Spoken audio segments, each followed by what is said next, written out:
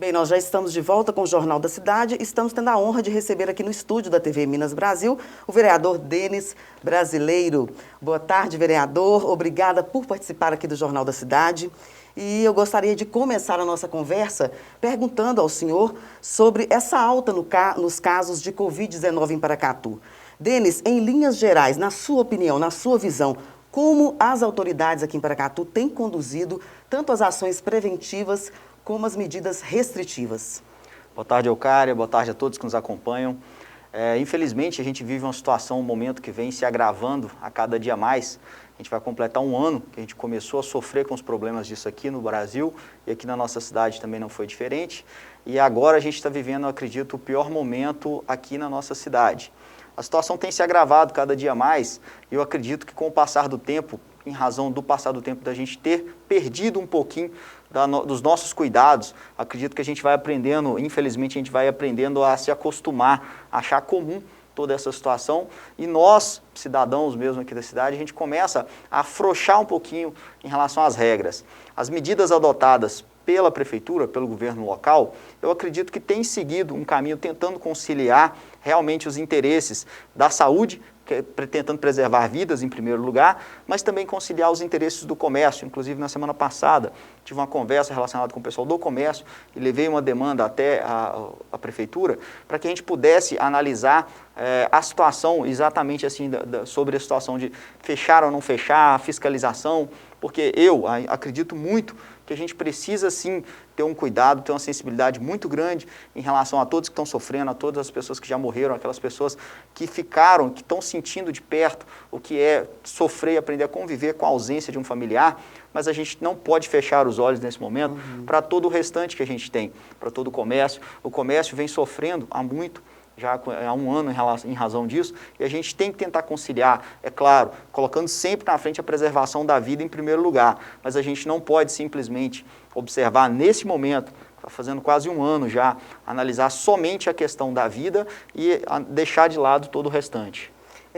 Era até a respeito do comércio, na minha próxima pergunta, porque a gente sabe de uma recomendação, né, que foi enviada pelo Ministério Público para o prefeito, no sentido de tomar uma ação mais rigorosa, inclusive com a interrupção das atividades comerciais. O que o senhor tem a dizer a respeito disso? De que lado o senhor pensa que o governo, de modo geral, fica?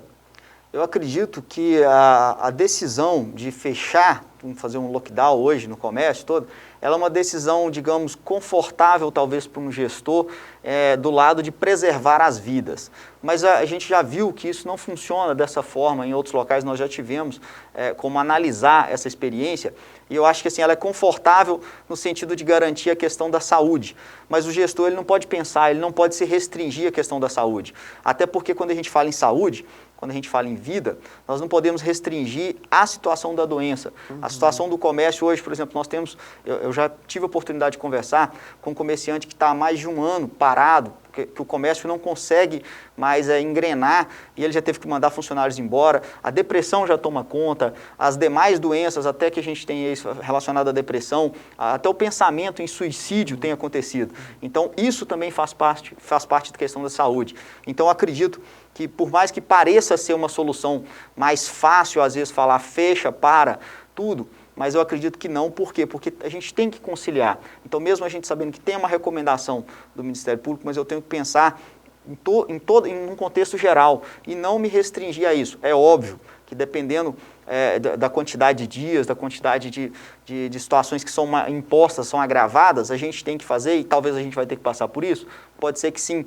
Mas se a gente falar em um lockdown, e quanto tempo vai durar esse lockdown? Quanto tempo a gente vai ficar parado? Quanto tempo a gente vai fechar? Às vezes a gente pensa que 10, 15 dias pode ser um período curto, mas para uma empresa que já está sofrendo esse mal há mais de um ano, isso pode ser pesado. A maioria das empresas hoje, elas não tem mais o benefício do governo federal, que era para tentar conciliar o pagamento dos seus funcionários. Então hoje, talvez mais 10 dias, 15 dias, para uma empresa pode realmente decretar a falência.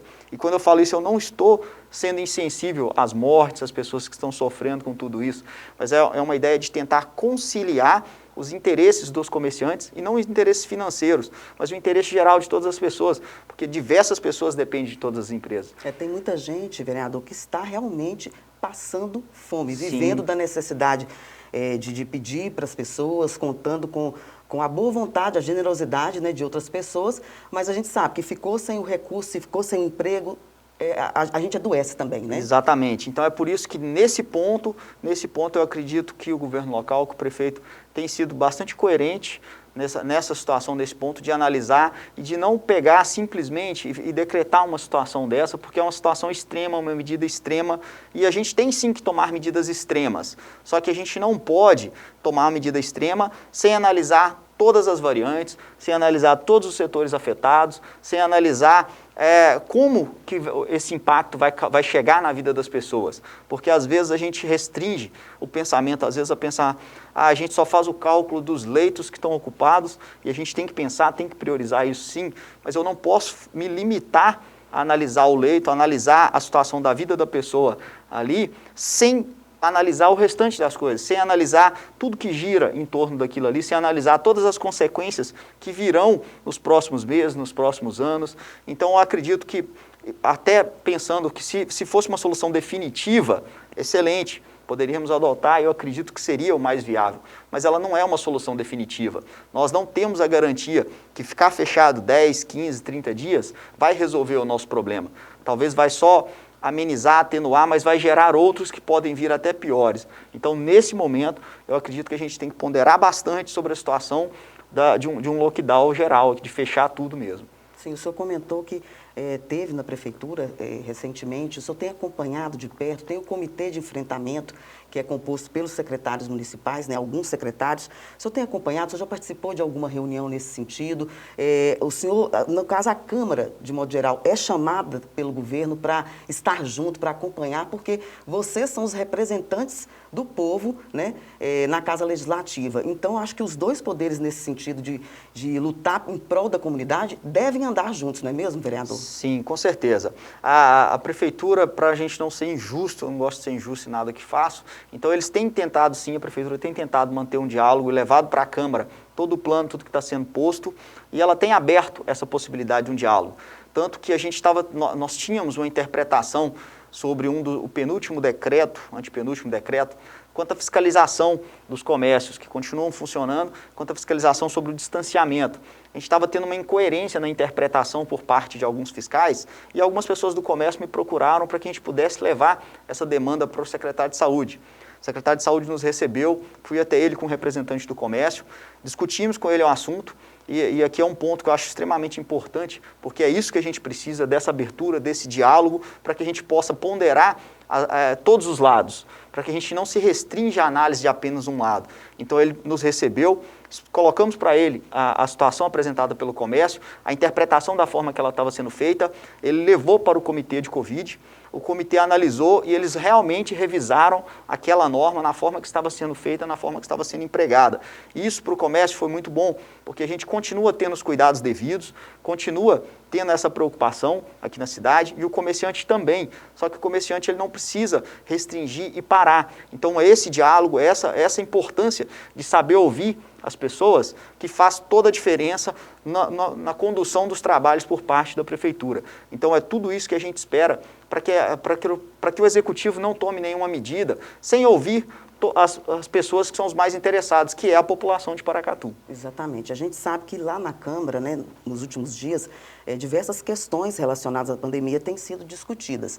Um dos temas em discussão, que a gente até levou ao ar aqui pelo Jornal da Cidade, foi a possibilidade da instalação de um hospital de campanha em Paracatu. Como o senhor vê, né, Paracatu é uma cidade que é referência para outras cidades para enviarem pacientes em estado grave, né, para o nosso hospital municipal.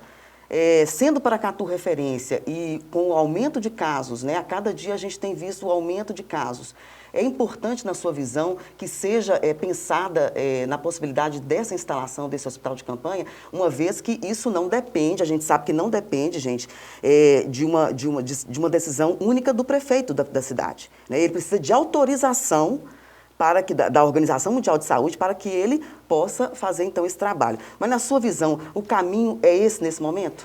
Eu acredito que o hospital de campanha, aumentar a possibilidade de atendimento na rede pública de saúde, ele já deveria ter sido tomado há bem mais tempo.